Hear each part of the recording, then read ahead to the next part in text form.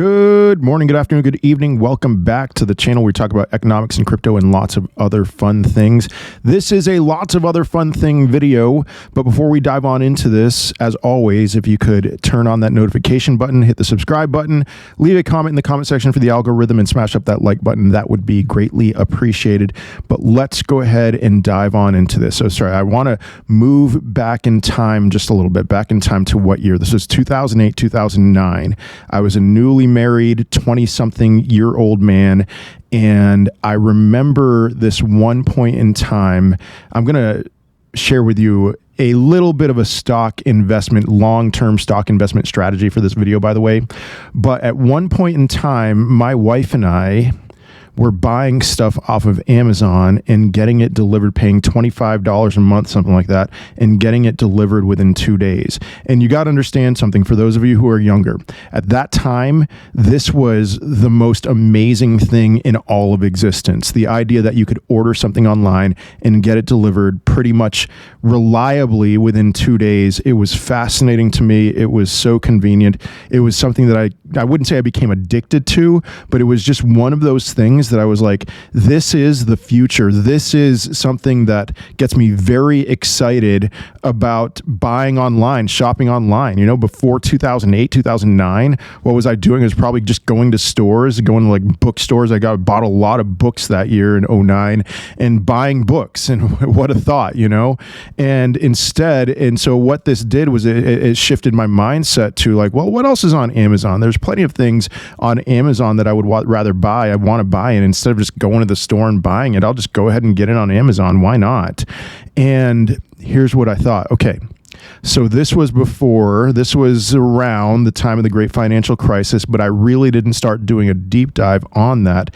I didn't really start forming a lot of my beliefs until around 2010, 2011, something like that. A lot of beliefs that I still hold today in terms of economics. But there was a time that I just remember this moment in time, and I remember thinking, if I had money right now, I didn't have a lot of money at the time. If I had money, I would right now be buying a lot of Amazon stock, because I think that this is going to catch hold, and this is going to be one of these things that just everyone's going to be doing it. And all right, I don't know if I can make it clear to you just how different things. This is so weird for me to say how different things were back in 2008. 2008 for me feels like yesterday, but things were so different, and it wasn't one of these duh things. It was just, I remember being early. I remember having this feeling of like, I am early on something that most people, mainstream, they are going to be doing in droves at some point in the future. Gradually, then suddenly. I wish I had that feeling for Bitcoin too. I first heard about Bitcoin when it was $1. I just like, oh, some internet cryptocurrency. So internet currency, you know, whatever. That sounds right. It should be $1, just like $1. It's a stable coin, right? Let's make it a stable coin. Oops. But okay. I remember that feeling of being early. And when I think about investing in stocks, I'll invest in whatever. I want that feeling. I either want the feeling of this thing is undervalued, which is why I bought a lot of Twitter stock in 2015, and it did multiple X's until Elon Musk bought it. I remember, you know, another feeling of being undervalued. Microsoft for almost 20 years didn't put in a new all-time high, and now it's well beyond its 1998 all-time high.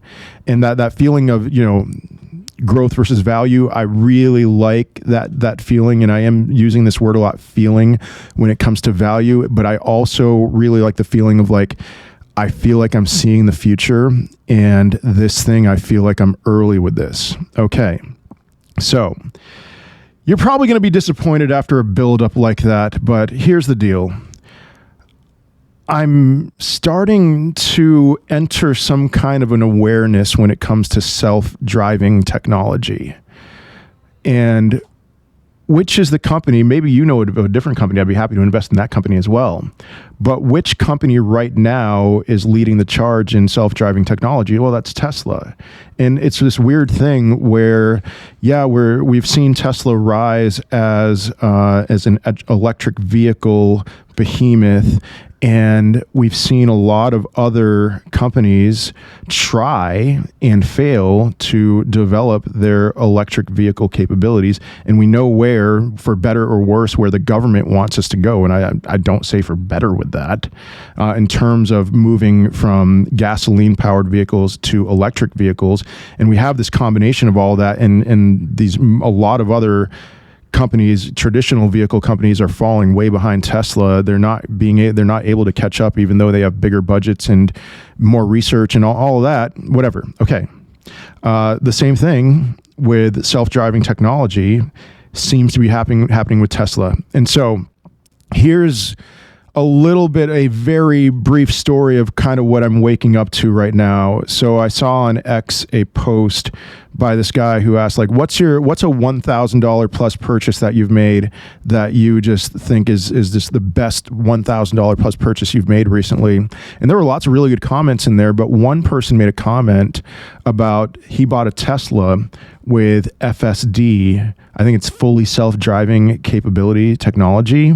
And he said that as soon as he got in his Tesla and started it, he never wanted to go back. Now there's this other guy who I follow on X. His username is Options Selling with Christian. I really like his stuff. I don't know if he's on any other platforms. And he's just kind of your everyday, he's got a few $100,000. He's a full believer in Tesla.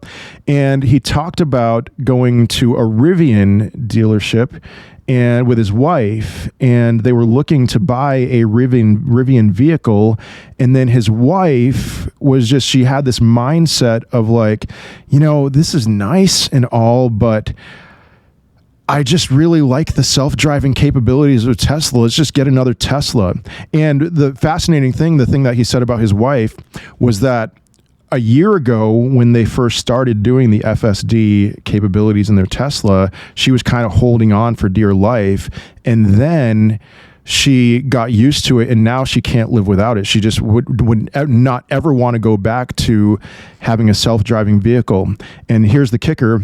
I told my wife she hates luxury vehicles. Like, she will not. If I were to come home with a Tesla, or not a Tesla, a Lexus or a Mercedes or a BMW, she'd be furious with me. But I suggested my oldest daughter is going to turn 13 in a week. And I suggested to her that when she turned 16, that we would get a Tesla and we would let the Tesla drive her and her siblings to school. And my wife loved that idea. And so I'm wondering if we are early, if we're on the cusp. Now, here's the difference between Amazon, which, by the way, I forgot to even mention this. Amazon was at like $35 a share. It did a 100x from 2008 to where it is today. I think it's actually more than that. Remember, there was a 20-to-1 stock split. So it's even more than that. And so I would have had a 100x if I invested in Amazon at that time. Now, here's the difference between Tesla right now and Amazon in 2008. Tesla's a much bigger company. I fully grant you that. But this is something I am all in favor of something. Is Tesla safe? It's very volatile, but I see a future where just people they transition into self-driving technology, and they don't ever go back. And what if Tesla is to self-driving technology what Tesla was, what it's been to electric vehicle technology, where there is not adoption happening with other electric vehicles in the United States, at least? If that's the case, then Tesla can get much bigger than even where it is now. And, if you make multiple X's, if you make life-changing gains and you're looking to put that into something less volatile than crypto, I really, really think that Tesla is going to be a fantastic play for you.